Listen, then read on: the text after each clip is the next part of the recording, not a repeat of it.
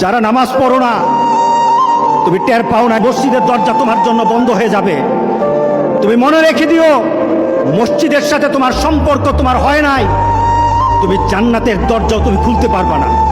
মিজানুর রহমান আজহারি বলেছিল যে আজহারে ভয় পেও না, আলো আছে আড়ালে, অন্ধকার পালিয়ে যাবে, তুমি উঠে দাঁড়ালে। ভয় পাওয়া যাবে না, ভরসা করতে হবে একজনকে, তিনি কে? আধারে ভয় পেও না, আলো আছে আড়ালে, অন্ধকার পালিয়ে যাবে, তুমি উঠে দাঁড়ালে।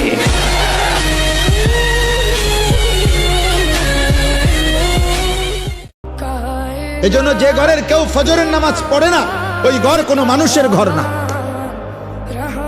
মুসলমান তো দূরে থাকবে না, এটা কোনো মানুষের ঘরে না, তো জন্তু জানোয়ারের ঘর, হাইওয়ানের ঘর এটা, গরু ছাগলের ঘর এটা, চতুষ্পদ জন্তুর ঘর, যে ঘরে সাপ বিচ্ছু থাকে, জন্তু জানোয়ার থাকে।